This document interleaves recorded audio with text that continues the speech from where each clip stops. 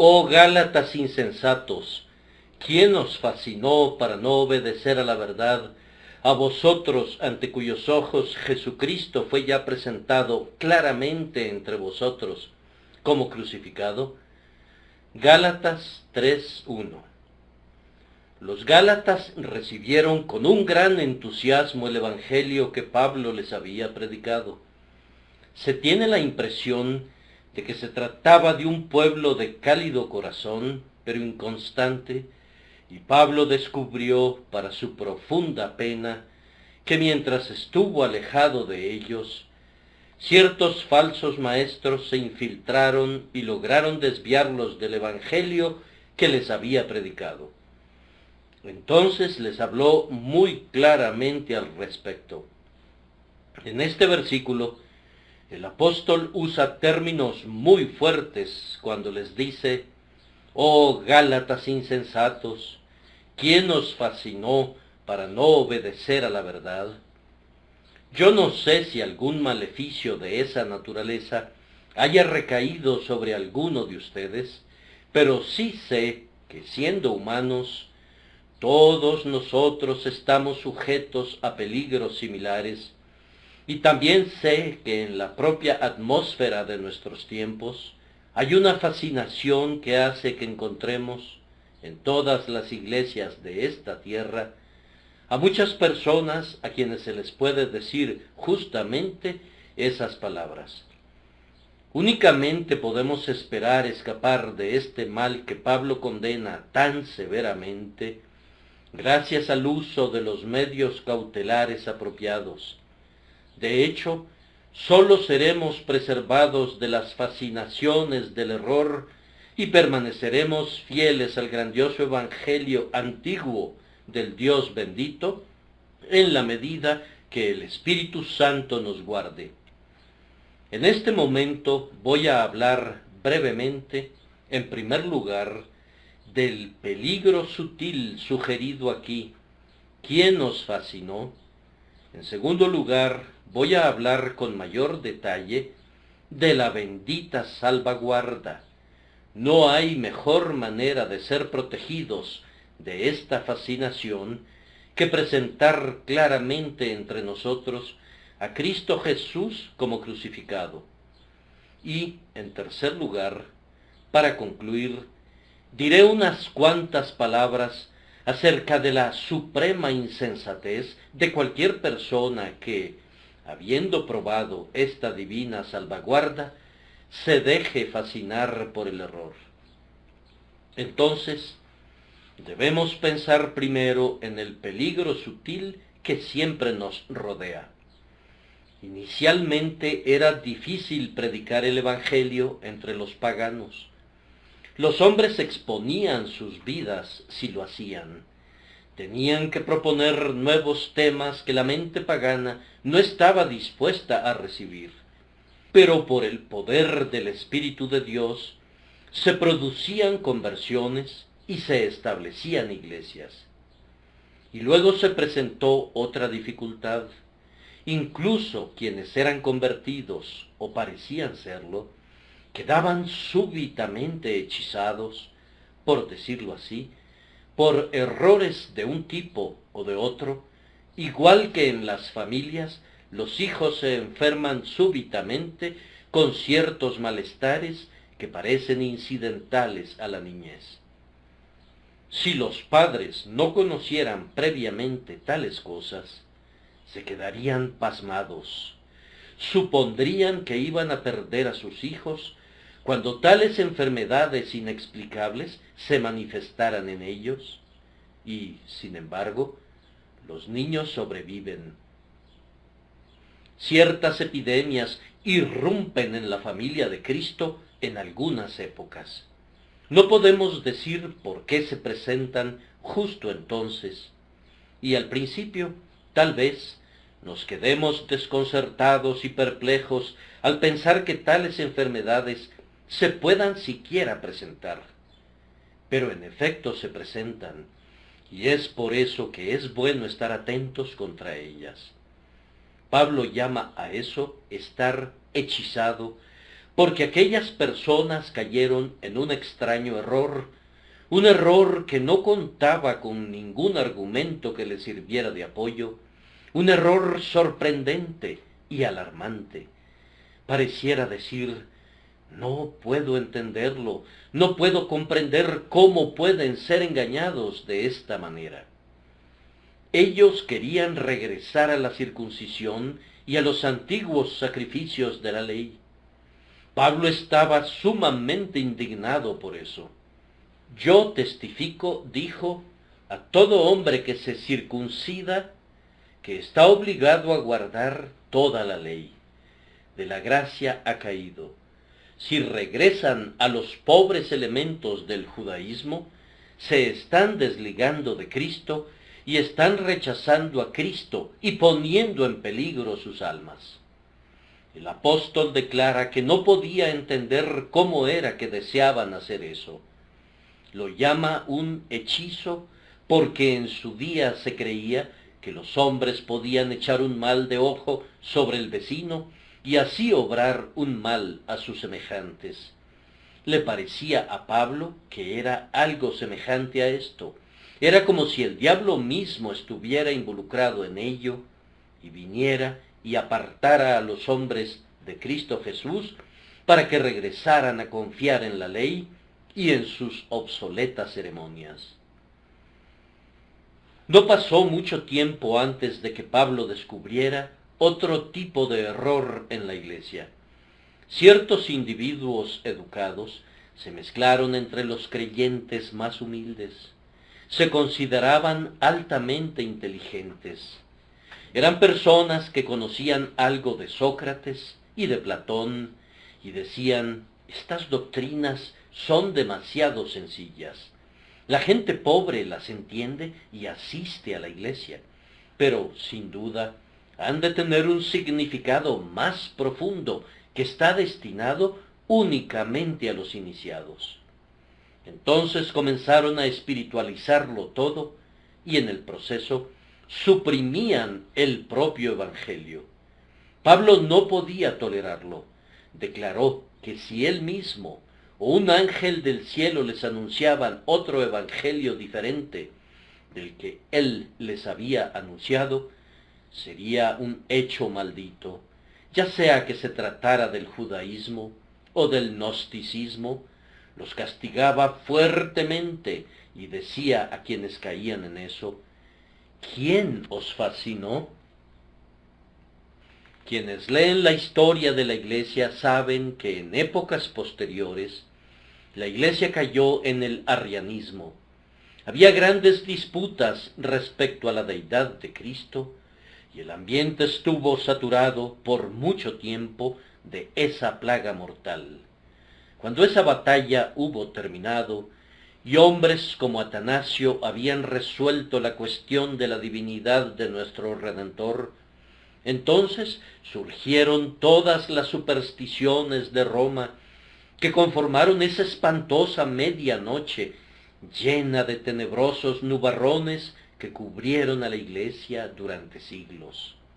En verdad, si volvemos nuestra mirada a la historia, pareciera como producto de una hechicería que esos hombres, entre quienes se había predicado el Evangelio en toda su gloriosa simplicidad, sometieran sus mentes, después de todo, a tales falsedades degradantes como las de la antigua Roma, y se postraran delante de imágenes de madera y piedra, siguiendo prácticas paganas, igual que sus antepasados paganos lo habían hecho.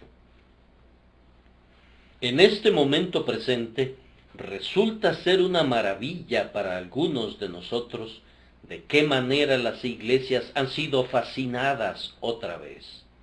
Cuando yo era muchacho, recuerdo haber oído decir al señor Jay: el pusellismo es una mentira. Recuerdo esas palabras que brotaban tal cual de sus reverendos labios, y todo el mundo, o casi todo el mundo, coincidía con él. Era un evento sorprendente que se estableciera una iglesia semejante a la católica o ritualista. todo el mundo quedaba estupefacto por ello. Y si decías, esta es la Iglesia de Inglaterra y esto es conforme a su libro de oración, todo el mundo decía que exagerabas y que no era así. Se apiadaban de nuestros temores y decían que cuando mucho, una docena de personas se encaminaba hacia Roma y que eso era todo. Miren ahora, señores, esas cosas se hacen abiertamente. Nuestras parroquias son comúnmente convertidas en casas para celebrar misas. La Iglesia de Inglaterra casi no se distingue de la Iglesia de Roma y, sin embargo, nadie se queda estupefacto.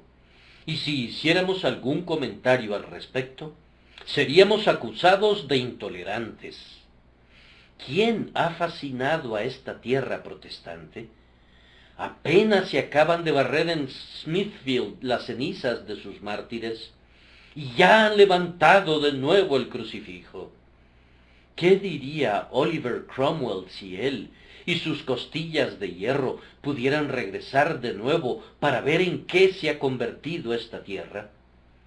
Yo sé que diría algunas cosas duras, y como yo no puedo decir palabras severas como las que él diría, expreso este punto con palabras tomadas prestadas de Pablo, que se adaptan bien al caso. Oh ingleses insensatos, ¿quién os fascinó para descarriarse de esta manera? Y eso no es todo. Pueden ver otro aspecto de este embrujo en nuestras iglesias disidentes. En una época que no hemos olvidado todavía, el unitarianismo y el socinianismo se introdujeron subrepticiamente en las congregaciones de los disconformes, y los púlpitos perdieron su testimonio por Cristo.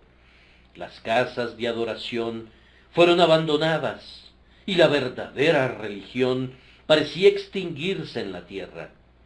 Luego vinieron Whitefield y Wesley, y toda su tropa de metodistas, y la bendita llama que estaba casi apagada ardió de nuevo. Y los que somos de esta generación nos hemos dicho unos a otros, ese experimento no se verá repetido nunca. Las iglesias disconformes no irán nunca otra vez en esa dirección, no son tan ingenuas. ¿Ven el efecto nocivo de esta enseñanza moderna? Y ahora quieren adherirse al grandioso evangelio antiguo. Eso soñé, pero ya no sueño más en ese sentido, pues donde quiera que miro, compruebo que el evangelio de Cristo está diluido, que la leche de la palabra está adulterada, y que el grandioso evangelio que Lutero y Calvino habrían predicado estruendosamente, raramente es escuchado ahora. Oh disconformes insensatos, ¿quién os fascinó para no obedecer a la verdad y para ir en pos de esta novedad y de aquella otra, de este refinamiento y de aquel otro, y para abandonar a su Dios y Salvador? En cuanto a nosotros, aunque fuéramos los únicos, lejos esté de nosotros gloriarnos, sino en la cruz de nuestro Señor Jesucristo. Ese es el peligro. Nuestro segundo encabezado es que es la única salvaguarda. El apóstol dice que Cristo había sido presentado claramente ante los ojos de los Gálatas como crucificado. Bien entonces, si quieren ser conservados firmes y sanos en la fe, lo primero es que el tema apropiado ha de ser fijado en el centro de sus corazones, Jesucristo crucificado. Pablo dice que él predicaba eso. Él presentaba a Cristo. Podía dejar sin aclarar cualquier otra cosa, pero el apóstol predicaba sobre la persona y la obra de Jesucristo. Hermanos, establezcan esto en su alma, que su única esperanza y el tema principal de su meditación ha de ser siempre Jesucristo. No importa que no conozca otras cosas, pero, oh Señor mío, ayúdame a conocer esto. No importa si no creo en otras cosas, pero capacítame a creerte a ti y a confiar en ti y a recibir cada una de tus palabras como la propia verdad de Dios. Amados, desechen toda religión que contenga poco de Cristo. Cristo debe ser el alfa y el omega, lo primero y lo último. La religión que se compone de nuestras obras, de nuestros sentimientos y de nuestra voluntad es una falsedad. Nuestra religión debe tener a Cristo como el cimiento, a Cristo como la piedra angular, a Cristo como el coronamiento, y si no estamos apoyados, afianzados, cimentados y establecidos sobre él, nuestra religión es vana. Pablo se sorprende de que alguien para quien Cristo fue lo más importante, hubiere sido fascinado jamás. Y yo creo que si Cristo fuera realmente algo así para sus almas, no serían desviados por el error. Cristo crucificado los sustentará con firmeza. Pero Pablo no solo dice que les había predicado a Cristo, sino que lo había presentado, de lo cual entiendo que se había esforzado para aclararles todo lo relativo a Cristo. Había predicado su persona como hombre y Dios. Había predicado su obra como el sacrificio expiatorio. Había predicado que Cristo resucitó y que intercede delante del trono de Dios. Había predicado a Cristo como nuestro sustituto. Había constituido esto en su principal doctrina, que si somos salvados por la justicia de Cristo y nuestro pecado es borrado debido a que Cristo cargó con él en sustitución nuestra y sufrió el castigo que merecía, que así quedaría satisfecha la justicia de Dios y podríamos ser salvados. Quiere aludir a todo eso cuando dice Cristo crucificado. Había entrado en detalles sobre ese punto y había explicado las gloriosas doctrinas que se aglutinan en torno a la cruz. Hermanos, si quieren ser guardados de las fascinaciones modernas, tengan en alta estima a Cristo y entren en todos los detalles respecto a Él. Han de estar familiarizados con su persona divina. Han de conocer bien sus relaciones y sus oficios. Sepan lo que es en el pacto de gracia y lo que es para el Padre y lo que es para ustedes. Oh, procuren conocerlo. Él sobrepasa todo conocimiento, pero sean estudiosos de Cristo. No tengan un mero conocimiento superficial de Él, sino procuren conocer a Cristo y ser encontrados en Él. Esto los mantendrá libres del error. Cuando el apóstol dice que presentaba a Cristo, aclara a continuación que lo había hecho con gran sencillez. La palabra griega tiene que ver con un programa o una proclamación. Es equivalente a decir, les he explicado a Cristo tan sencillamente como si hubiese impreso un cartel y lo hubiera colocado ante sus ojos. He escrito las letras en mayúsculas. Así como un rey, cuando hace una proclamación, la expone en las paredes y llama la atención hacia ella, así, dice Pablo, he presentado a Cristo delante de ustedes.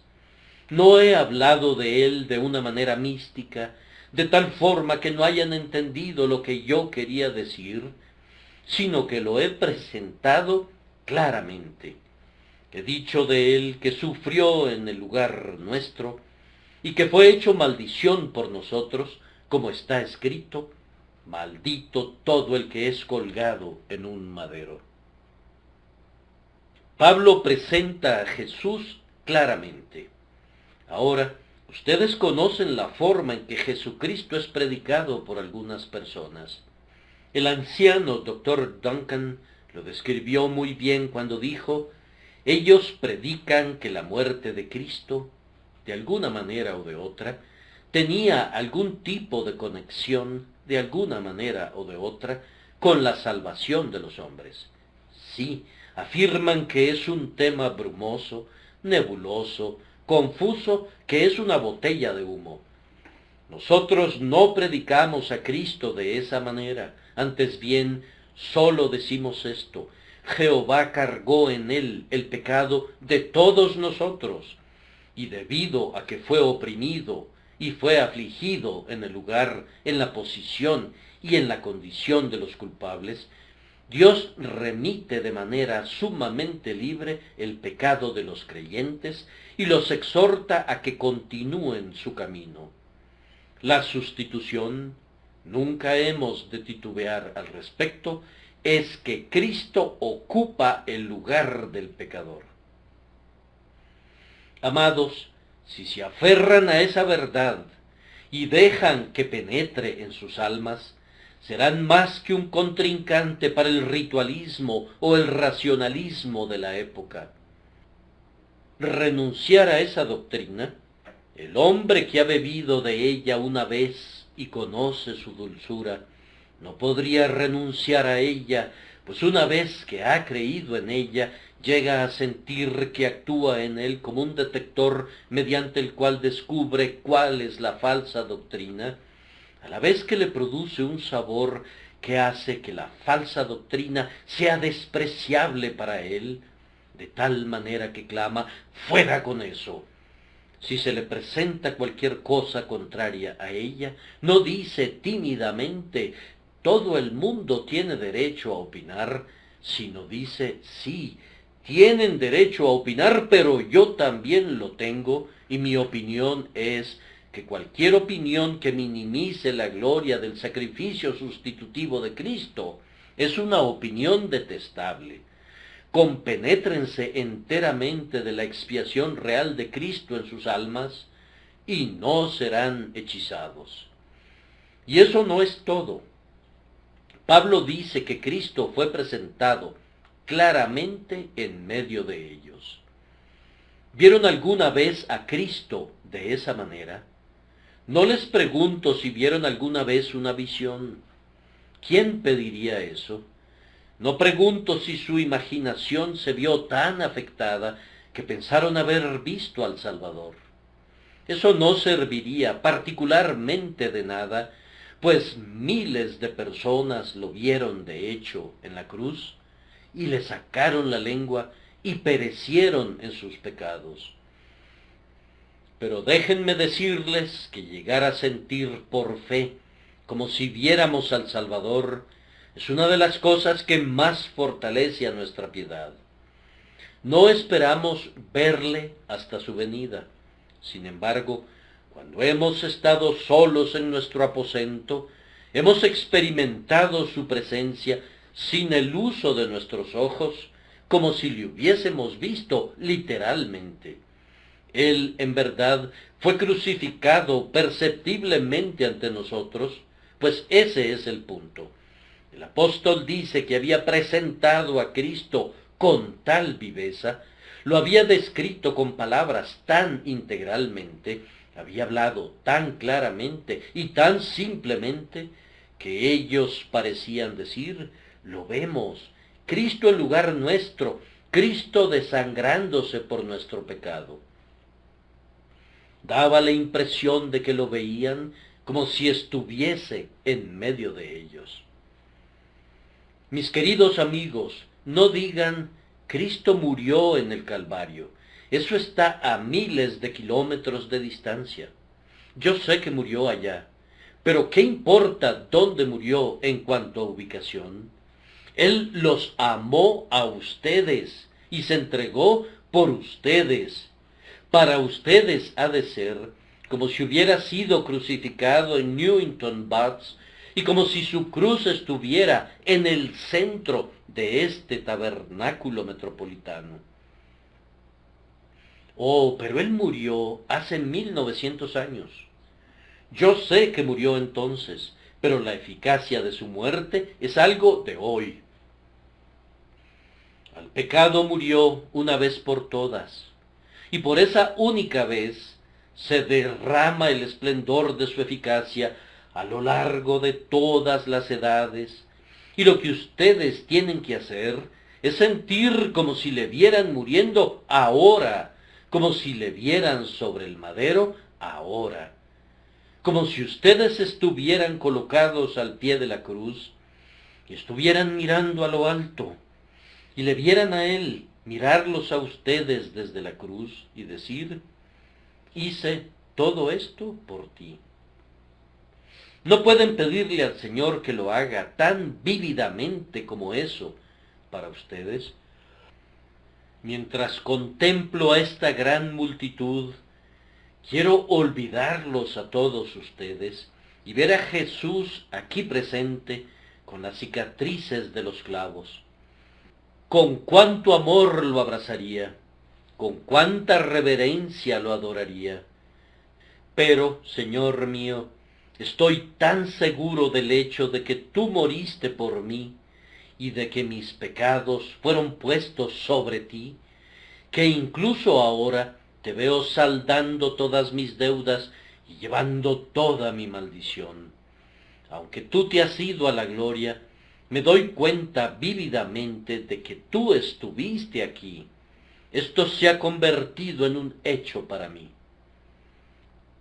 Siempre que te veas en un grupo en el que están hablando acerca de las doctrinas de la gracia y se están burlando de ellas, y siempre que te veas involucrado en otra clase de grupo donde digan: fuera con tu simple adoración a Dios, hay que tener sacerdotes e incienso y altares y todo, no discutas con ellos. Busca estar solo y pide ver a Jesucristo de nuevo. Trata de ver si se rodea de los atavíos y de los ornamentos papales. Trata de ver si hay algo de esta filosofía, así llamada falsamente, en lo que a él concierne. Tan pronto como le hayas visto, resolverás que has de llamar a todas las cosas vanidad y mentira, y ligarás su evangelio a tu corazón. La cruz es la escuela de la ortodoxia. Esfuérzate por conservarte allí. Cuando he estado solo en el continente, he experimentado la presencia de mi Señor en mis momentos apacibles, y entonces hubiera deseado poder pedir prestadas las alas de una paloma para ponerme de pie y estar allá en ese instante y hablarles. He estado muy enfermo y lleno de dolores, y deprimido en espíritu, y me he juzgado ser el más indigno de los hombres, y he juzgado atinadamente. Todavía sostengo ese juicio. Me he sentido digno de ser sacudido tan solo como polvo de los pies de mi Señor, y de ser arrojado para siempre en el pozo del abismo. Entonces era cuando mi sustituto era mi esperanza, y en mi solitaria habitación en Mentón me aferraba a sus vestiduras, contemplaba sus heridas, me confiaba otra vez a él, y sé que soy un hombre salvo. Les digo que no hay salvación en nadie más, sino únicamente en Jesús. Si regresan continuamente a esta verdad, no serán apartados para abrazar ninguna otra doctrina. Algunas personas necesitan una saludable aporreada proveniente de la aflicción para hacerlas amar a Cristo, y algunos antiguos profesantes necesitan algunas veces un toque de pobreza, o una breve aflicción, o el tormento del reumatismo, y eso los reducirá a una situación inaguantable, y comenzarán a clamar por realidades y querrán deshacerse de los caprichos y de las fantasías. Cuando se llegue al punto de tratos cercanos entre Dios y sus almas, y la muerte los mire al rostro, Nada servirá salvo un Redentor crucificado, y ninguna confianza servirá salvo la confianza infantil del pecador en la obra consumada de aquel que sufrió en lugar nuestro. Hablo duramente, pero 100.000 veces más duramente de lo que puedo hablar. El último punto es la suprema insensatez de aquellos que están dispuestos a dejar a Jesús por cualquier otra cosa. Supongan que alguien hubiera confiado simplemente en Jesús y que hubiera comprendido la muerte de Cristo y que hubiera entrado en un contacto real con el Maestro moribundo y sangrante. Y supongan que, después de eso, comenzara a poner su confianza en sacerdotes y en sacramentos. O supongan que, después de eso, se pusiera sus guantes de cabritilla perfumados y se convirtiera en filósofo. ¿Qué sería de esa persona? Ahora, no se lo digan a nadie, se lo suplico. Guárdenlo para ustedes mismos. El apóstol no adoptaba los modales de un caballero, sino que hablaba, en verdad, muy sencillamente. No les digan a sus instruidos vecinos que yo dije eso, porque yo no lo dije. Fue Pablo quien lo dijo. Él dijo que el hombre que hiciera eso sería un insensato. Oh Gálatas insensatos, ¿qué pretendes, Pablo? Ellos han estado engalanando su servicio. Seguramente no objetas a eso. ¿Acaso no sabes, Pablo, que el antiguo sacerdote judío solía usar un espléndido pectoral ornamentado con joyas y tenía un efod adornado con campanillas y granadas? Ciertamente en la adoración a Dios debemos hacer las cosas de manera decorosa y apropiada. Y sobre la base de este argumento, esos Gálatas se han engalanado en gran manera. Son Gálatas insensatos, dice. Pablo fue muy rudo, comentas, muy rudo. No intentaré excusarlo, pues endoso plenamente su veredicto. Pero aquí tenemos a un caballero que ha estado leyendo a Platón, y después de leer a Platón, ha estado leyendo las palabras de Jesucristo y dice que no quieren decir lo que la gente común piensa que dicen. Afirma que hay un sentido filosófico muy misterioso oculto en ellas. Por ejemplo, cuando Jesucristo dice, irán estos al castigo eterno, no quiere decir en absoluto lo que dicen las palabras. Quiere decir que al final serán restaurados. Ahora, Pablo, este caballero es un filósofo. ¿Qué dices de él? El apóstol responde, es un insensato. Eso es todo lo que dice y todo lo que necesita decir, pues la erudita insensatez es suma insensatez. Oh Gálatas insensatos, ¿quién os fascinó? ¿Por qué consideramos insensatas a esas personas? Porque nosotros mismos seríamos insensatos si fuéramos a hacer lo mismo. Hace bastantes años, cuando yo tenía alrededor de 15 o 16 años de edad, necesitaba un Salvador y escuché a un pobre hombre predicar el Evangelio y decir en el nombre de Jesús, mirad a mí y sed salvos todos los términos de la tierra. Hablaba un inglés muy claro y yo lo entendí y obedecí y encontré el descanso. Desde entonces debo toda mi felicidad a la misma doctrina sencilla. Ahora supongan que yo les dijera, he leído muchísimos libros y hay muchísimas personas dispuestas a oírme. Realmente yo no podría predicar un evangelio tan común como lo hice al principio. He de exponerlo de manera sofisticada para que nadie me entienda salvo la élite. Yo sería... ¿qué sería? Sería un insensato de marca mayor. Sería algo peor que eso, sería un traidor para con mi Dios, pues si fui salvado por un evangelio sencillo, entonces estoy obligado a predicar ese mismo evangelio sencillo hasta que muera, para que otros sean salvados por él. Cuando deje de predicar la salvación por la fe en Jesús, internenme en un asilo de locos, pues pueden estar seguros de que mi mente desvaría. Hay cientos de personas entre ustedes que se sienten perfectamente felices en Cristo. Creen que todos sus pecados han sido limpiados, que son justificados por la justicia de Cristo y son aceptos en el amado.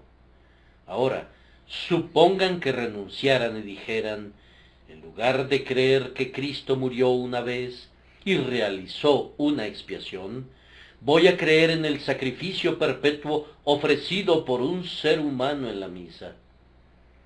Serían muy insensatos. Supongan que en vez de confiar en Jesucristo para perdón y justificación perfectos, de tal manera que sepan que no hay condenación para ustedes, porque están en Cristo Jesús, ustedes regresaran a las obras y dijeran, voy a obrar mi propia salvación a través de mis propias buenas obras. Serían insensatos en sumo grado y descubrirían pronto ese hecho por la zozobra que sobrevendría a su espíritu. Miren de nuevo, cuando han vivido más cerca de Cristo y han confiado más en Él, ¿no han sentido un mayor deseo de santidad? Ahora díganme, si han probado las perspectivas modernas, ¿en qué estado mental se han encontrado con relación a su caminar diario? Yo les diré, con esos puntos de vista modernos, ustedes podrían frecuentar el teatro y los salones de música y sentirse muy tranquilos, y podrían hacer ingeniosas trampas en los negocios y sentirse cómodos. Pero ustedes saben que cuando han visto a Cristo, no podrían hacer nada semejante.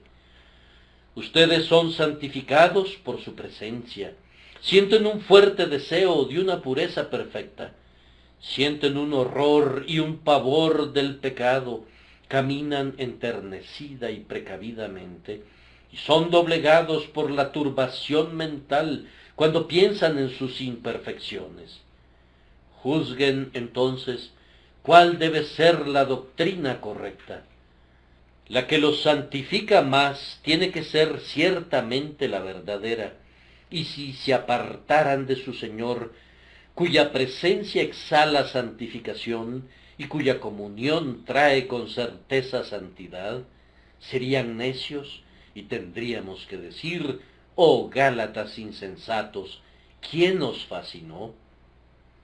Durante las últimas reuniones que hemos tenido aquí, mis amados hermanos Fullerton y Smith han estado predicando el legítimo Evangelio de Jesucristo, y en una reunión sostenida posteriormente, hubo una gran cantidad de personas que se pusieron de pie para contar qué había hecho por sus almas ese ministerio por medio de Dios el Espíritu Santo. Hubo ladrones rescatados, borrachos rescatados, rameras rescatadas, grandes pecadores rescatados. Bien, ahora, supongan que, después de todo, algunos de ustedes, damas y caballeros, dijeran, vemos qué puede hacer el Evangelio, pero vamos a probar algo más. Serían unos insensatos. Yo estoy dispuesto siempre a probar alguna nueva máquina. Vamos a probar la luz eléctrica uno de estos días en vez de la luz de gas, cuando estemos seguros de ella. Pero supongan que todo se apagara y nos quedáramos en la oscuridad. Yo esperaré hasta que el invento haya sido probado. Así podría suceder con las nuevas luces religiosas que descubren los hombres, que son como débiles focos comparados con el esplendente sol de la verdad del Evangelio. No vamos a probar nada nuevo a riesgo de nuestras almas. Vamos a adherirnos al viejo evangelio hasta que se desgaste. Cuando se agote y ya no salve más, y ya no consuele más, y no nos conduzca más cerca de Dios, entonces será el tiempo de que pensemos en algo novedoso. Pero como eso no ha ocurrido todavía, permítanme decirles que voy a clavar otro clavo en los viejos colores de mi enseña y voy a fijarlos de nuevo en el viejo mástil. Lo que he predicado entre ustedes todos estos 26 años, voy a seguir predicándolo, y hemos de esperar que ni el predicador ni ninguno de sus oyentes se vuelvan unos insensatos por haber quedado fascinados al extremo de abandonar el glorioso Evangelio de Jesucristo. Oh, que todos ustedes conocieran su poder y que todos fueran salvados por él. Que Dios nos conceda que lo sean, por Jesucristo nuestro Señor. Amén.